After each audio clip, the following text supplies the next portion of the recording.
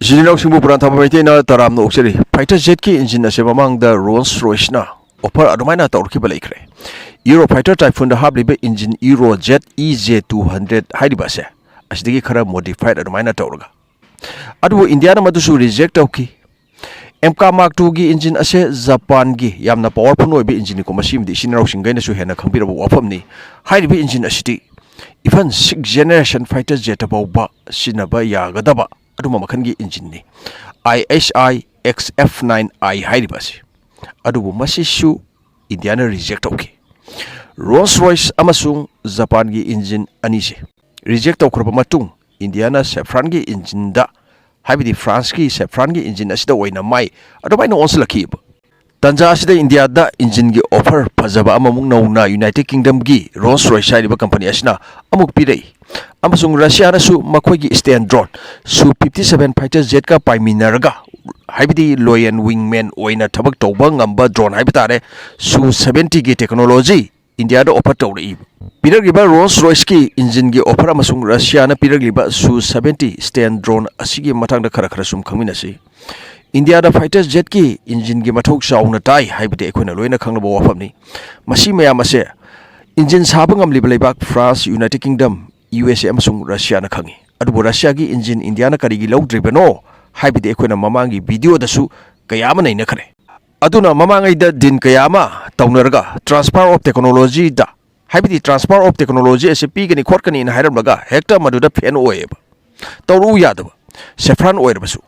ekhoina su khangle mamangi warida France ki Safrana Tejas Mark 1 amasung Mark 2 gi engine sagani hairamlaga maduda transfer of technology tawgani khotkani hairamaga kona loiram daida sinaroksi din ase tawram daida tawru yade hojik tawriba sina India da phun transfer of technology with intellectual properties right pigani asini aduna lagliba date 19 dagi India da AI summit pangthokani haibidi ekhoina khange masida France ki president lakani amasung Brazil gi president su lakani haiba ekhoina khange France ki president lakadori base maroina kari maram gi no haibida Rafael samgata mari amasung MK Mark II da hapkadaba 120 kilonewton thrust puthokpa ngamba engine asigi matang da wari sanana bagini maroi ba haibitare atai su yawromgani mendi ani shineb asigi tanja asida United Kingdom gi Rolls Royce hariba company asina anauba offer ama mu pislakpa engine ase 120 kilonewton thrust puthokani engine ase India ga pulaga saminasi asini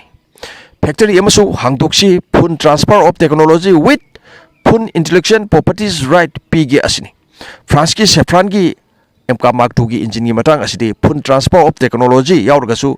phun intellectual properties right yaudeko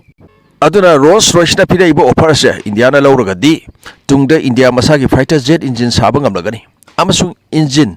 export tawbasung amlagani karigino haibda phun intellectual properties right yauribanina Rolls Royce su Safran su engine India da yongadoini adubo Rolls Royce ki anauba asina India and United Kingdom gi marakta deep industrial partnership ama semgatpa India ga pulaga engine design tawba engine manufacturing tawba amasung phun intellectual properties transfer su India da tawba engine gi power asidi Safran offer tawragliba asiga yamna manai 120 kilonewton thrust ngaktani masi license pirga India da sabana taba intellectual properties rights se India da pura piba asini India United Kingdom ga pullaga engine ase saminarga MK da hapada natana atopa leibak engine lening ba leibak singda su India na yonba yaragane Rolls Royce na hairibasina India da factory ama sarga masida engine gi part khudimak India da sasi asini haibidi United Kingdom dagi sarga tharaglaga India da assemble tawraga make in India ohenba adona taba 100% part India da sasi asini masida natana Rolls Royce ki company ke ama India da hangningi miyoi lising tara gi mathakta thabak piba ngamnaba Rolls Royce hariba company asina ultra luxury car high performance jet engine submarine gi engine jahaz gi engine su sai masida natana amar vehicle tank gi engine su sabda maming chale masi mayam sing ase India da sasi India ga puminarga asini just sumnagi fighter jet gi engine khak natana masina khutsa haiba maro ene engineer lising tara mukti India da factory sing ase kari gomali khalak pata argadi thaba khalak toini aduna Rolls Royce na pirak lebo offer ase sumnagi fighter jet gi engine khak natana India dagi Rolls Royce ki engine car marine propulsion military vehicle na singba ase sarga puthokshi yonsi asini India sukana si makhoi sukana si asini aduna India se makhoi gi ahum subai yum mafam marketplace ama oiningi haina dumaina phongdoraki makhoi gi major factory sing United Kingdom da ayamblai Germany da sulai Asia saklakpa noma gi aduna masi mayam se thuna sarga puthokpa se India se ngamgani khangbadagi ne makhoina piraibu offer sing ase India se makhoi gi ahum subai yum marketplace ama oiningi haina phongdorai ba sina takpati Safran mamangda hairi ba sina engine modified toksokloi India ki Hindustan Aeronautic Limited ki branch maruaina India ki fighter jet ki engine damai osliba GTRE haibidi gas turbine and research establishment ga pulaga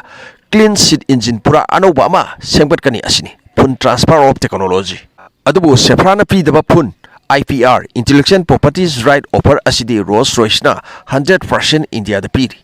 masida Indian government na kari hairakadabudo haibidudi khangba ngamdre manungdadi kanna khanana inaramgani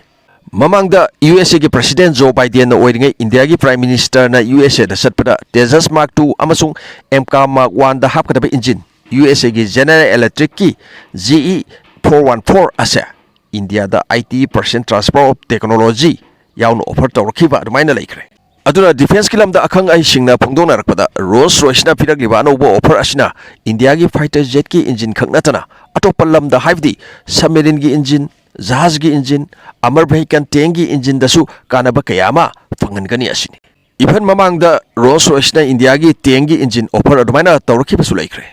Handak tawrai base karino habda pura Rolls Royce ki ecosystem ama sengbat papamba India da defense ki matang. Makhoi ki defense ki hub ama ohen papamba. Masigi matakta Russia ki Su-57 ki offer su India da piri sarga putopagi matang da haibdi ekhoina loina khanglabo offer ni.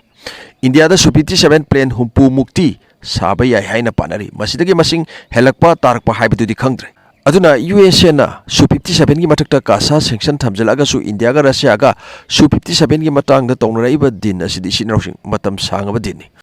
aduna athubagi oina India gi 5th generation fighter jet ase yengalakpada Su-57 ase taba aduna kasa sanction thamjalaga su Su-57 ase India na Russia dagi leiba yai hainari haibidi India da sarga puthokpa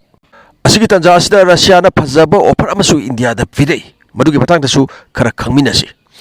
India da MK Mark II gi engine offer piragliba sing asigi matang de aikhoina hojik khange amasung karigumba India na athubagi oina 5th generation fighter jet ase USA gi F-35 ase lairuba taraga de masida transfer of technology amada piroi India na sinabada restriction mayam amasu thamlakpa yari asumba laibakta lan tawbada sinaba yagani yaroi haibana singba kayama Aduna munne yenglakpada kasa sanction thamjanggela thamjaloira Russia gi 5th generation fighter jet asida tai India gi athubagi 5th generation fighter jet khara laige hairagadi squadron masing khara thamge hairagadi amasung masina su MK Mark II da su thabak yangshan brakana ba amasu piga dawri haibdi India da sargadi madudagi mayama ma khangoragani 5th generation gi technology se sumain towi sumaina sai haibna singba kayama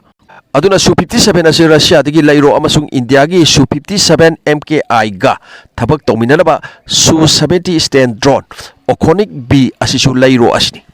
lan gi matamda Su-57 ga Su-70 drone ani ase punminarga thabak tawbangame loyan wingman oina India ki su ghatak stand drone semgali prototype ani phawbadi sarga lai hairi adu bolotion bada matam sangkhigani 2025 or 26 da prototype paigani haina panari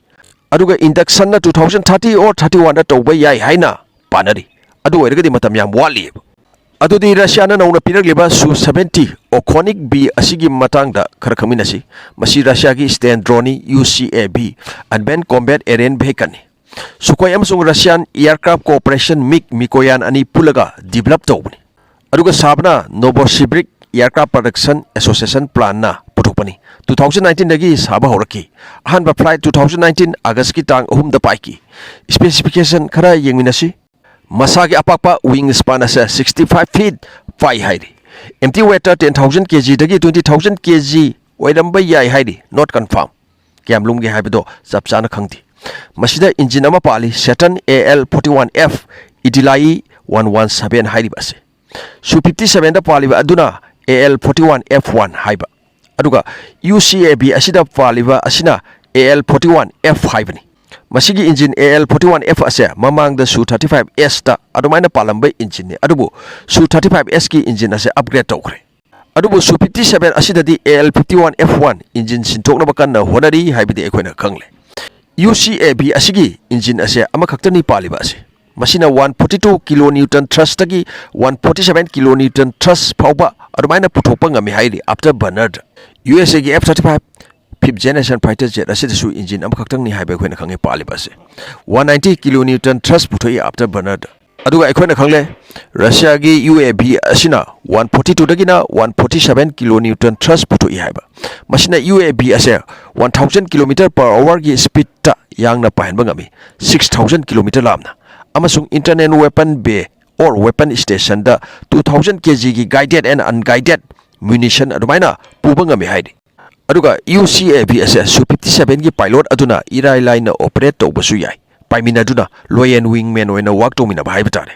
masigi kanaba amana kariguma Su-57 da mission kable haina khalasi madudasu Su-57 hairiba fighter jet ase kannaba honabada UCAV asina mission thukainaba honabada su asoba mateng ama pangli sin oi bhai batare aduna Russia na hairiba asina combo pack Su-57 amasung Su-70 UCAV ase India da sasi haina adumaina Fhajakhraba offer ase India da piraiba aduna akhona khangi sinausi mamangi wari dagi Rafael Samaga tara marigi maman ase India gi rupees da hairagadi 3.15 lakh crore ni aduga Saffron gi engine MK ko fifth generation fighter jet ki din asigi paisa sina kayam yambano haibda 61000 crore yam khraba paisa ni khaji kharak ta ganate aduna ni atai laibak sing Russia United Kingdom nasu France tagi hena phajaba offer mayam ama piragli base competitor yamli makhai makhan makha mayam gi phajaba offer kayama pirakigani Russia na suhata haira khibala ikhre isini noksing India na Rafael Samaga tara mari da thadari ba paisa 3.15 lakh crore ase kariguma Su-57 da thadara magadi Su-57 sani gi mathakta India na hena laigani India na hena saba ngamgani haidur asini sini noksing United Kingdom gi company Rolls-Royce na pirakpa offer amasung Russia gi UCAV Su-70 Oconic B gi offer pirakpa gi matang asiarga puran thaba maitei na kaina na ba yathang ni jari kangle pagi mana yaifere yaifamina se thank you so much peace